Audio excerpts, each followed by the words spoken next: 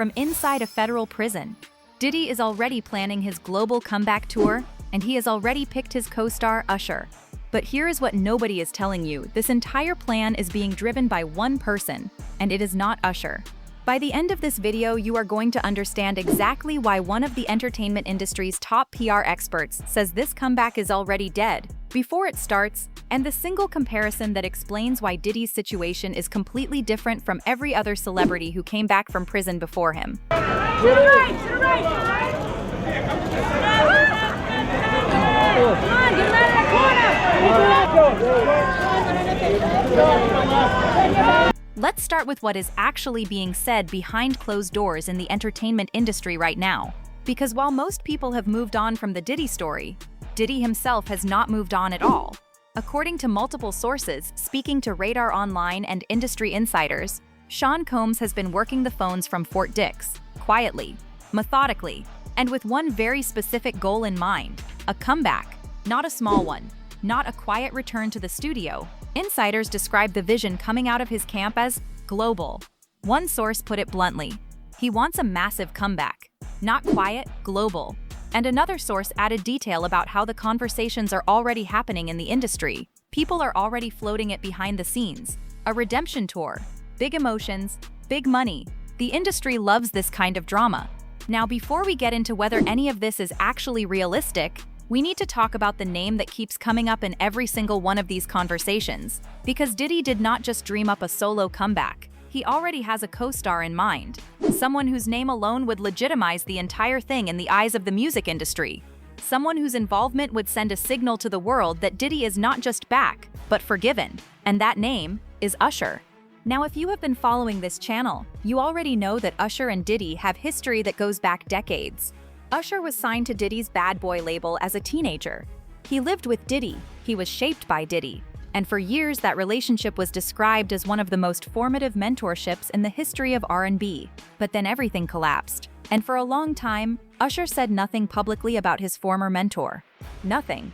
Until recently, because a few weeks ago Usher broke his silence. And what he said was carefully chosen. Very carefully chosen. He told interviewers that he has nothing negative to say about Diddy. He described him as a really hard teacher who played a significant role in shaping his early career. And on the surface, those words sound like an endorsement. They sound like a man standing by someone the world has turned against. They sound like exactly the kind of statement Diddy's camp would want circulating in the press right before they start floating the idea of a comeback tour. But here is what you need to understand about those words. Because if you listen carefully, Usher did not say anything positive about Diddy. He said nothing negative. That is a completely different thing. Nothing negative to say is not support. It is not forgiveness. It is not an endorsement. It is the most carefully constructed piece of neutral language a publicist could possibly write. It is the statement of a man who was asked a question about someone he cannot afford to publicly attack, and who responded in the most non-committal way humanly possible. And the moment you understand that, everything else about this story changes completely, because here is the reality of where Usher actually stands on this supposed comeback tour. And this is the part that Diddy's camp does not want you to focus on. According to sources close to the situation, Usher is not committing to anything right now, not even close. One insider put it in the clearest possible terms. He's listening, not signing. And another source was even more direct about where this entire idea is actually coming from. This is being driven by Diddy, not Usher. Read that again. This is being driven by Diddy, not Usher. Which means the global comeback tour that is generating headlines and industry buzz right now is entirely a one-sided pitch. It is Diddy's team floating Usher's name in the press to create momentum, to create the perception of legitimacy, without Usher ever agreeing to a single thing. And sources say Usher is fully aware of exactly what is happening. Usher is walking a very careful line, respectful, but not endorsing. Because insiders understand something that the headlines are glossing over completely. There is a massive difference between what Usher said in an interview and what sharing a stage with Diddy would actually mean. One source said it perfectly. A quote is one thing, sharing a stage is another. Because the moment Usher steps onto a stage next to Sean Combs, he is not just performing, he is making a statement to every fan who supported him, to every woman who believed Cassie, to every person who watched that hotel surveillance footage and felt sick. He is telling all of them that this man deserves to be celebrated again. And right now, Usher is not ready to make that statement. Their relationship, according to insiders, is described as complicated and not fully repaired. This would not just be a tour, it would be a referendum, and Usher knows it. But here is the voice in this entire story that is being almost completely ignored. The one that cuts through all the industry noise and the PR speak and the carefully worded statements. And it is not an insider. It is not a music executive. It is not a publicist. It is Cassie, the woman who was at the center of this entire case, who testified, who showed the world what happened in that hotel hallway, who sat in that courtroom and told the truth when she did not have to.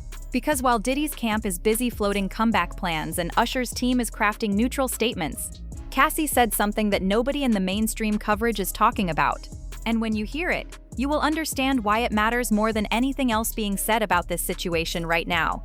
Cassie said, "I am so scared that if he walks free, his first actions will be swift retribution." Let that land for a second. This is not an abstract fear. This is not a general concern about what a convicted person might do after release. This is a woman who knows Sean Combs personally, who experienced what he is capable of, who watched him operate at close range for years, saying directly and on the record that she is scared of what he will do the moment he is free. And she used the word retribution, not revenge, not anger, retribution, which implies something calculated, something deliberate, something that has already been thought about. And while Diddy's team is busy telling the music industry about global tours and redemption arcs and big emotions and big money, the woman who arguably changed the entire trajectory of this case is sitting somewhere genuinely afraid of what happens when those Fort Dix doors open. That is the reality that no comeback tour narrative can erase, and we have not even gotten to the part that completely dismantles the entire plan yet. And I lived with Sean Puffy Combs for a year. That's the crazy thing. Now, that was L.A. Reid's idea, right? We're sending you New over York to City. something called Puffy Flavor Camp. There you go. To learn Flavor Camp? Yeah, Flavor that's what it Camp. was called. And you're going to go to Puff Daddy's. He's going In to... the 90s, do you understand what that's like? Because this is where we bring in someone who does this for a living. Someone whose entire career is built around understanding exactly what it takes for a public figure to survive a scandal and come back from it. Doug Eldridge is the founder of Achilles PR, one of the entertainment industry's most respected public relations firms. And the Mirror US went directly to him and asked the question that nobody else was asking: is a Diddy comeback actually viable? And his answer was the most honest thing said about this entire situation since Cassie's statement. Eldridge said directly, a post-prison comeback tour is possible, but certainly not guaranteed to be profitable. Now that is a PR expert being diplomatic, but then he went further. And this is where it gets interesting, because Eldridge did not just offer an opinion. He did what every great analyst does. He looked at the historical evidence. He looked at other celebrities who had come back from prison sentences for serious charges, and he built a comparison that is so precise, so specific, that it completely reframes how you see Diddy's situation. He compared Diddy to two of the most famous post-prison comeback stories in entertainment history. Two men who faced serious criminal charges, served time, and came out the other side with their careers still intact. Two case studies that Diddy's team is almost certainly pointing to right now as proof that a comeback is possible. But here is what Diddy's camp is conveniently leaving out about those comparisons. Because when you actually look at the details, what those two stories prove is not that Diddy can come back. They prove exactly why he cannot. The first comparison is Tupac Shakur. And if you have been following Fame Insight, you already know we do not throw that name around lightly. In 1995, Tupac was sentenced to prison for serious criminal charges. He served 9 months. And when he walked out, the music industry did not turn its back on him. His first album after release went double platinum. It hit #1 on the Billboard chart in just 5 months. That is not a comeback. That is a resurrection. And Diddy's team looks at that story and says, see, it can be done. The public forgives. The industry moves on. But here is what they are leaving out. When Tupac went to prison in 1995, he was at the absolute peak of his powers. He was arguably the most important voice in hip-hop at that moment. His fan base did not just tolerate him while he was locked up. They fought for him. They wore Free Tupac shirts. They treated his conviction as an injustice. They were waiting for him with open arms the moment he walked out.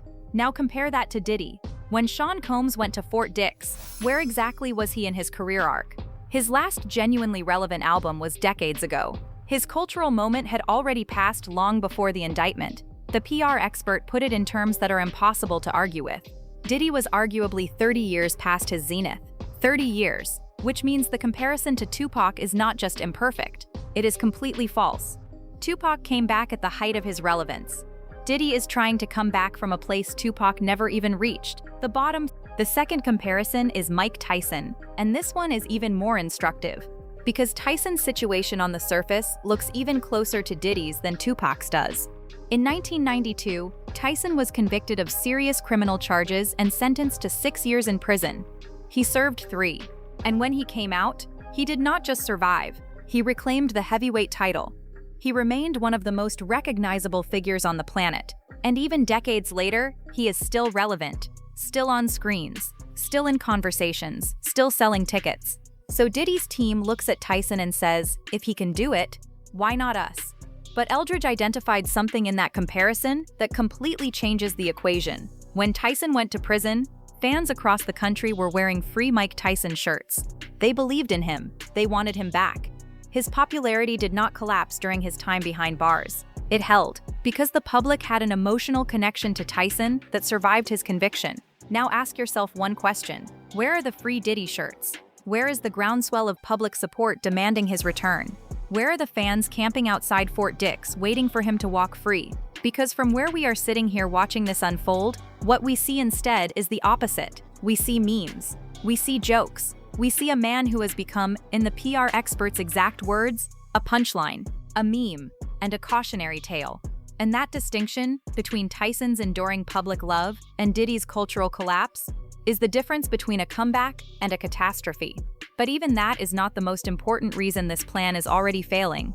Because what happened between Tyson's release in the mid-90s and Diddy's release in 2028 changed everything about what is even possible. All right, listen, I'm gonna tell you, this is the first time I ever met Tupac. Magic Johnson was having a party at the Palladium here on Sunset. Yeah.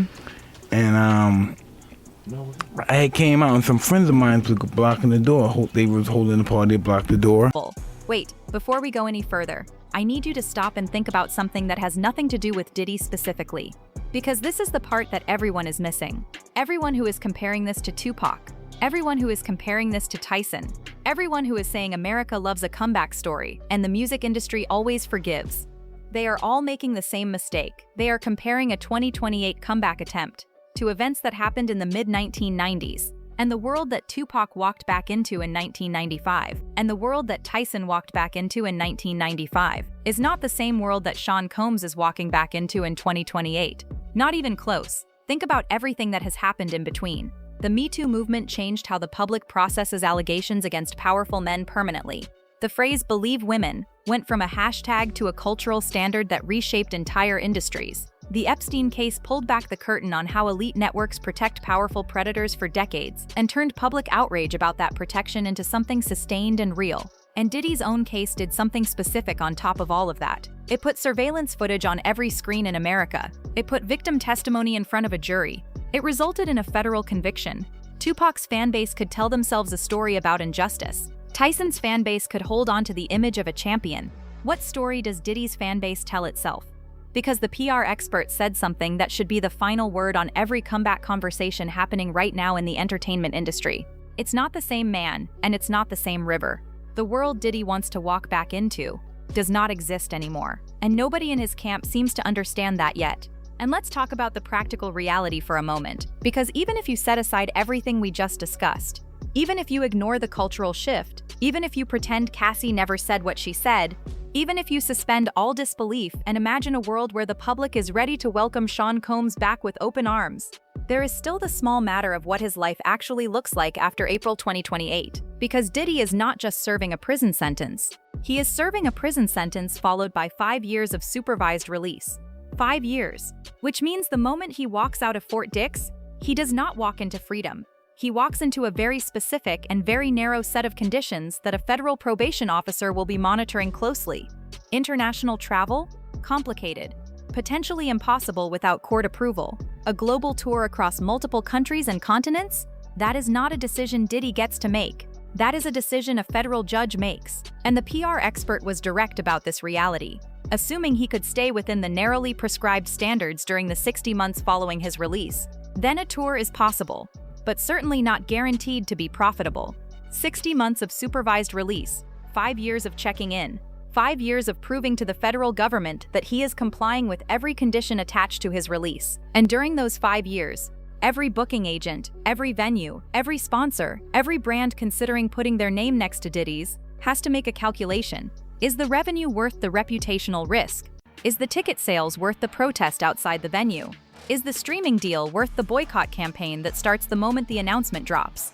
And here is the thing about that calculation that nobody in Diddy's camp seems to be running honestly. The industry does not just respond to what an artist has done, it responds to what associating with that artist will cost them. And right now, that cost is incalculable. So let's bring this all the way home. And if you have been with this community from the beginning, you already knew this moment was coming. Because we called it. We said when the sentencing dropped that the story was not over. We said when the NBC lawsuit collapsed that the shield was gone. And now we are saying this. The comeback is not happening. Not in the way Diddy's camp is describing it, not globally, not with Usher, not with big emotions and big money and redemption arc narratives. And here is why we are so certain. Because every single pillar that a comeback like this requires has already been identified and assessed. The cultural moment has passed. The PR expert confirmed it. The comparison to Tupac and Tyson does not hold. The expert dismantled it. The public goodwill that Tyson had and Tupac had, Diddy does not have. The numbers confirm it. The supervised release conditions make a global tour legally complicated before a single ticket is sold. And Usher, the one name that could have legitimized the entire thing, is not committing to anything. Not even close. He is listening, not signing. But here is the thing that sits with us most after going through all of this. While Diddy's team is busy pitching redemption tours to industry insiders, Cassie is scared. She used the word retribution, and that word did not come from nowhere. It came from someone who knows exactly who Sean Combs is when the cameras are off and the lawyers are not in the room. And that is the version of this story that the comeback narrative cannot survive. Because you can rebrand a career, you can reframe a conviction, you can hire the best PR team money can buy and flood the press with redemption language and legacy framing and industry nostalgia. But you cannot make Cassie's fear disappear. You cannot unring that bell. And this community has been watching these people get exposed long enough to know that when the person who knows someone best says they are scared of what happens when that person walks free, we listen. Now I want to hear from you. Because this community has been right about this case at every single turn. Do you think Diddy's comeback has any chance of actually happening? Or is this already over before it starts? Drop your read in the comments right now. And if you want to understand exactly why the appeal hearing that could free Diddy years early is the most dangerous wildcard in this entire story, we broke that down completely in our last video right here on Fame Insight. If you have been with us, you already know how that one landed. If you are just finding us now, that is exactly where you need to go next. I will see you there.